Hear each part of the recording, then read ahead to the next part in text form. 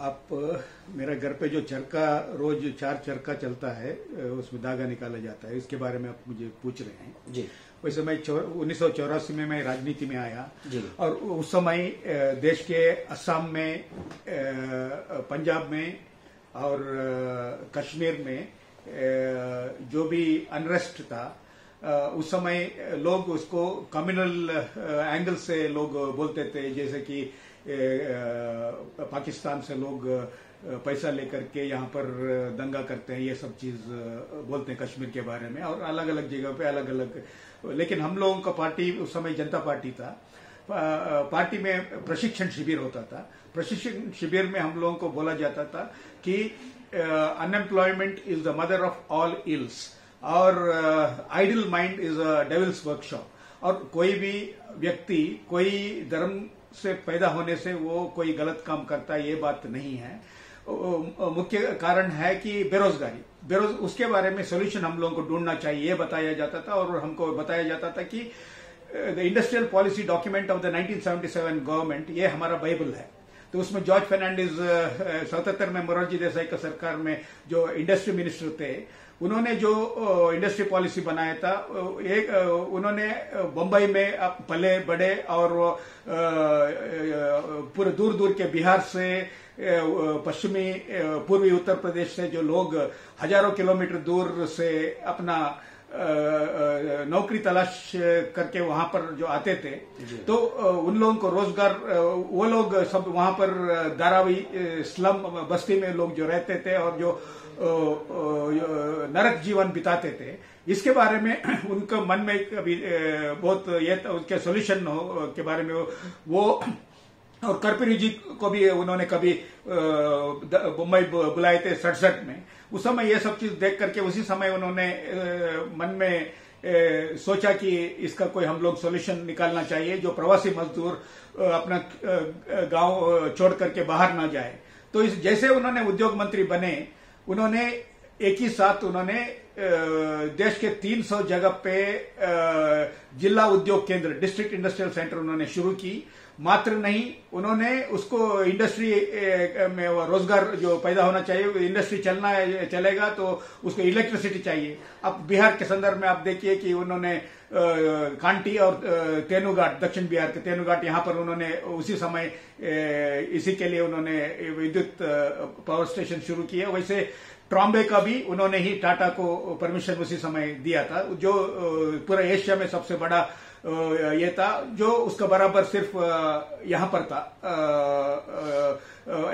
Japan में था।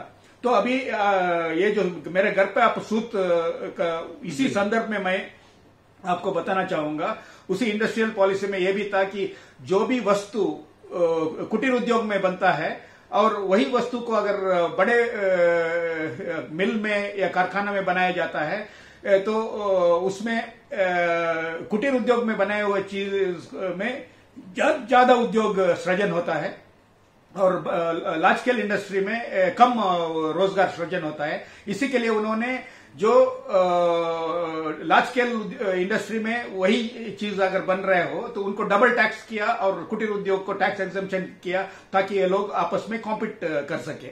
और उसी के चलते लोहिया जी ने जो अप्रोप्रिएट टेक्नोलॉजी के बारे में जो बोले हैं, जो उसी बात को खादी की मतलब हाथ से कताई किया हुआ सूत और उसी सूत से बुनाई हुआ कपड़ा है। तो ये जो मिल में जो मिल का कपड़ा होता है, सूत भी मिल का है, कपड़ा भी मिल का, उसमें एक दिन में 1000 मीटर बनाने के लिए आपको हो सकता है 5 लोग चाहिए। लेकिन यहाँ पर खादी और हैंडलूम में बुनकर एक दिन में 5 मीटर से ज्यादा नहीं बुनाई करता है।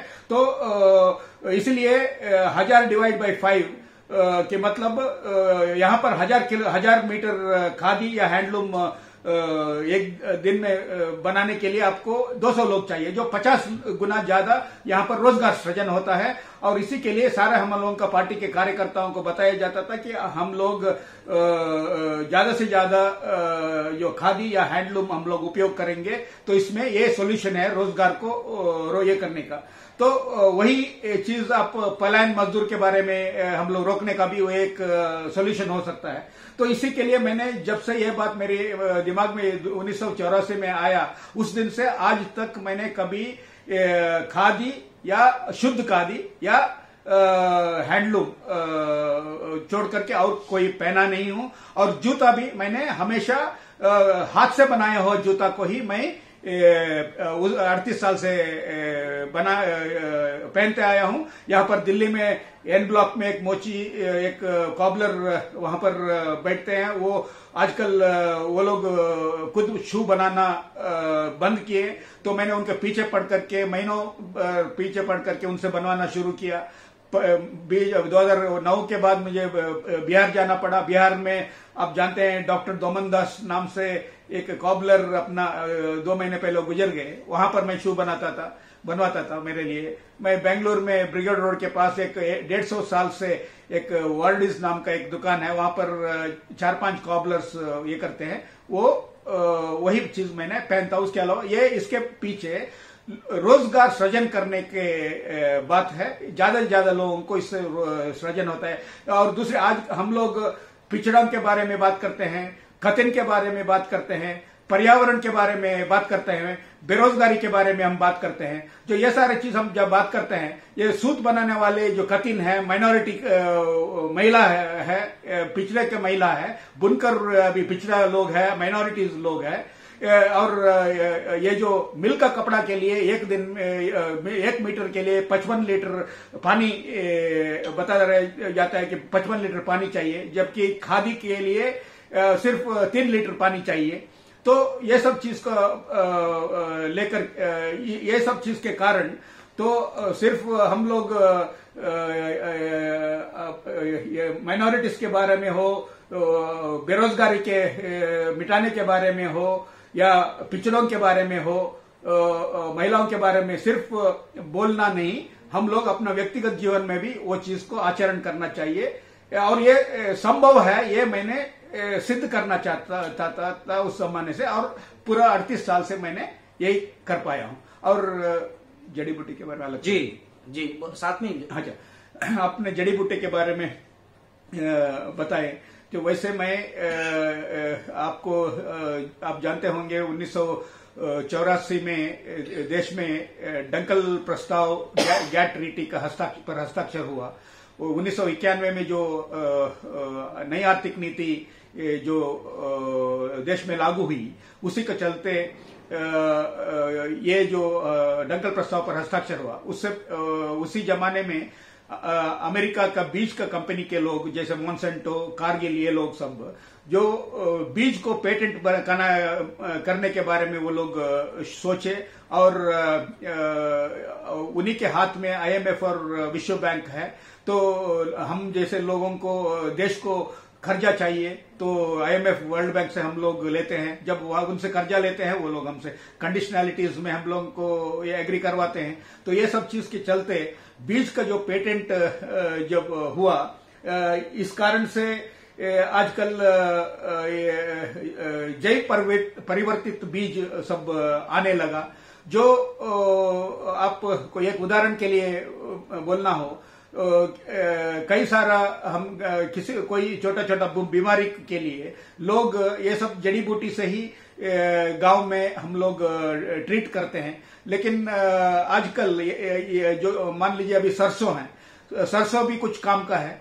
अभी आजकल सरसों को भी जैव परिवर्तित किया गया। जैव परिवर्तित अगर करेगा तो उसका वो ओरिजिनल उसका जो गुण है वो चला जाता है, एक बात। दूसरी बात, ये सारे चीज जो बाहर से जो बीज का जो पेटेंट किया हुआ बीज है, इसको आप जहरीली कीटनाशक को लगाना पड़ता है, ग्लाइफोसेट, ग्लूफोसिनेट, ये सब चीज छिड़काना पड़ता है। तो इसके बारे में भी यूरोप के कई देश में ये पाया गया कि मधुमक्खी जो परागण करता है, जिसका परागण करने की वजह से फसल बढ़ता है, ये मधुमक्खी CCD नाम का जो बीमारी आ गया और पूरा और पूरा ये नाश, उनका संतान नाश हुआ है। और ये सब चीज के लिए अभी BT कॉटन जब से 2002 में हमारे देश में चोरी से पहले आया और उसके बाद रेगुलराइज हुआ। और मैं आपको नागपुर में कॉटन रिसर्च सेंटर है CICR, वहां का एक साइंटिस्ट डॉक्टर केशव क्रांति 40 साल इसमें कपास पर उन्होंने काम किए और अभी रिटायर्ड हुए। उनका बात मैं आपको बोलना चाहूंगा एक लाइन कि 1790 में ब्रिटिश लोग जो इंडिया में इजिप्शियन कॉटन लाए, इसीलिए लाए कि उसका स्टेपल लेंथ ज्यादा होता था, जो मैनचेस्टर और लैंकाशायर का जो उनका मिल के लिए सूट करता था। तो यहां पर वो कितना कोशिश किए, लेकिन 1790 से 1947 में जब वो लोग बाहर चले गए, हम लोग इंडिपेंडेंस मिला, तब तक हम लोगों के देश में सिर्फ 3% कपास ही वो लोग कर पाए यहाँ पर हम लोगों के किसानों के द्वारा। लेकिन अभी 2002 के बाद जो चोरी से जब आया और 2006 से इतना भारी मात्रा में प्रचार, ये मॉन्सेंटो कंपनी प्रचार किए इसका ज्यादा यील्ड आता है, कीटनाशक डालना जरूरी है, नहीं है। लेकिन 2011 आते आते जितना यील्ड हम लोगों का देसी कॉटन में आता है उतना ही यील्ड पर हेक्टेयर 500 किलोग्राम उतना ही इसमें बीटी कॉटन में आता है। और हम इसके लिए जो कीटनाशक जितना भारी मात्रा में छिड़काना पड़ा, जिसकी वजह से हम लोग का सॉइल फर्टिलिटी खत्म हुआ। ये सब चीज मेरा शब्द नहीं है, ये डॉक्टर केशव क्रांति का शब्द है। तो इसी कारण से हम लोगों का जो पास जो जड़ी बूटी था उसका ओरिजिनल गुण को बचा के रखने के लिए वो दूसरे के साथ क्रॉस ना हो, ये सब चीज को ध्यान में रखते हुए हमने बीज बचाओ आंदोलन के साथ अपने आप को हम जुड़ा हुआ हूं। और कभी मैंने 1 साल राजनीति सब छोड़ करके मेरे गांव में था, तो मैंने 134 किस्म का दान का वैरायटी मैंने कलेक्ट करके उतना हमने बचाया, मैंने लगाया मेरे घर पे।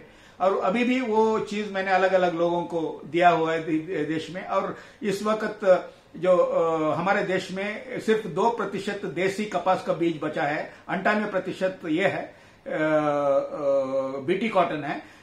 तो मैंने वो जो नांदेड़ में नागपुर का जो CICR का जो संस्था है उसी का एक सब स्टेशन है, वहां पर जा करके मैंने बचा हुआ जो देसी बीज को कलेक्ट करके 80-81 किलो मैंने ले लिया उनसे, और देश में अलग अलग प्रदेश में उसको मैंने दिया हूं ये बीज बचाने के लिए। उसी कारण से मैंने और दूसरा बात, आजकल बहुत ऑर्गेनिक फार्मिंग, हम लोग जैविक यही चीज खाना चाहिए, ये सब चीज बोला जाता है। इसी में दूसरे साइड में जो कमर्शियल माइंडेड लोग उनको दिमाग चलता है कि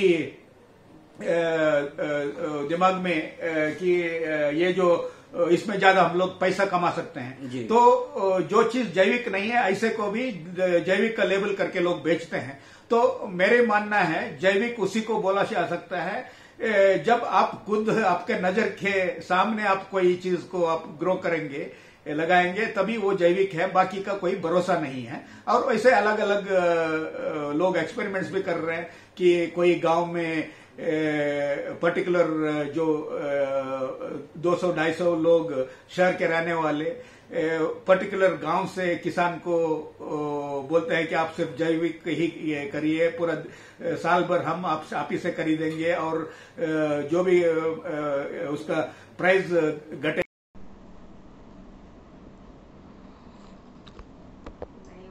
हो गया बस जी, हो गया, नहीं होगा मेरे से अब कोई भी चीज आसान नहीं होता है। ज्यादा तेजी चलाएगा तो मोटा निकलेगा, कम चलाएगा तो पतला, मीडियम में लेके चलना है। भैया बार बार सिखा रहे हैं मुझे, इससे ज्यादा नहीं बढ़ना एक बिस्तर से ज्यादा नहीं बढ़ना। सीतामढ़ी है, जैसे मथौल गांव बोलता है सीतामढ़ी जिला में। पटौझा मत हो गया अपनी बस कर दी। आप ही की पूसा की रहने वाली है ये? ढोली पूछा हाँ, ज़्यादा तेज नहीं। कुआरी। अच्छा अच्छा, इधर ऊपर ऊपर हल्का सा हाथ को पीछे करना है धागा कोई से। धागा को इधर करना है, थोड़ा सा साइड से। वो अपने आप आ जाएगा, अपने आप, कोई दिक्कत नहीं। तेजी से नहीं, धीरे से। चाहिए अपना, चाहिए चाहिए अपने आप।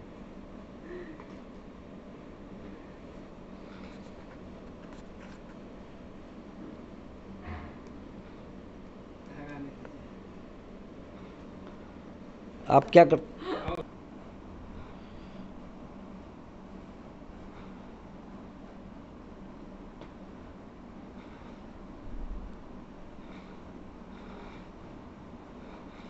ठीक है ठीक है ठीक है।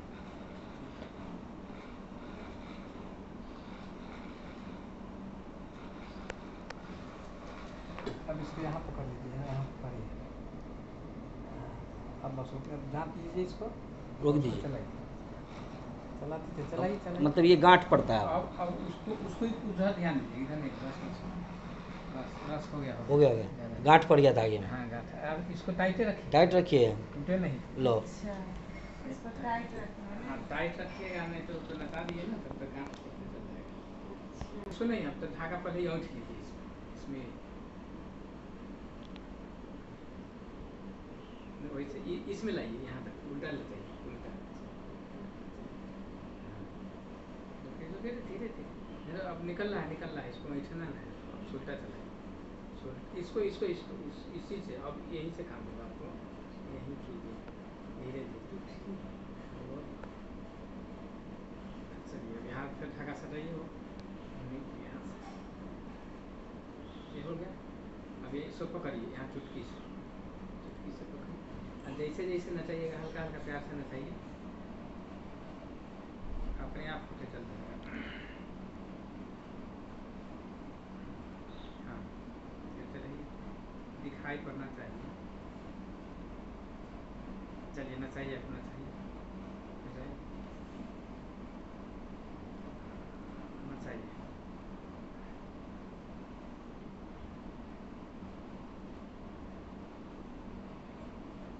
नचाइए,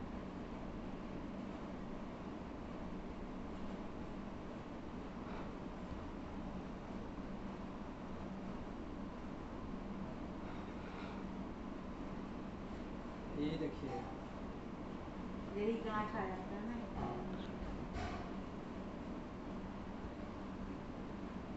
गांठ नहीं आती है।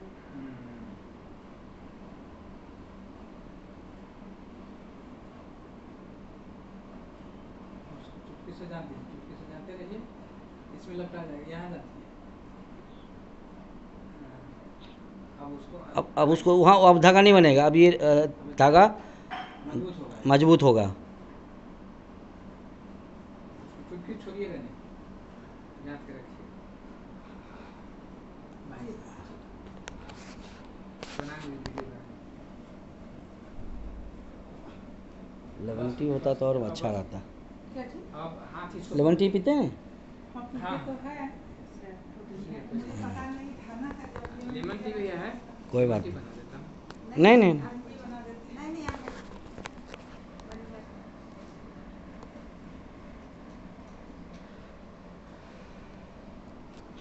बहुत ही बारीक से समझने की चीज़ है, और ध्यान लगा के आप करते हैं तो आराम से होता है।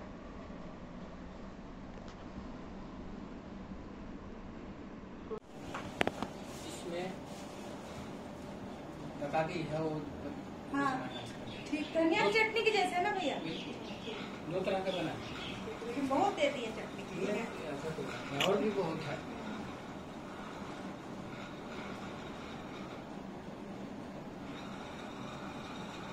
टमाटर डाल के बनाइएगा, चाहे टमाटर पका के या कच्चा? पका के। पका के। हाँ। ये एक जैसे कितना मूंगफली पसंद करते हैं हम लोग, जैसे हमारे घर में इनको टमाटर वाला पसंद आता है, मुझे मूंगफली। अच्छा, ये होता है, ये होता है। तो मूंगफली थोड़ा दही डाल देते हैं, हाँ हाँ। दही डाल करके मूंगफली, हरी मिर्ची, लहसुन, अच्छा अच्छा। वो भी टेस्ट अपना उसका अलग।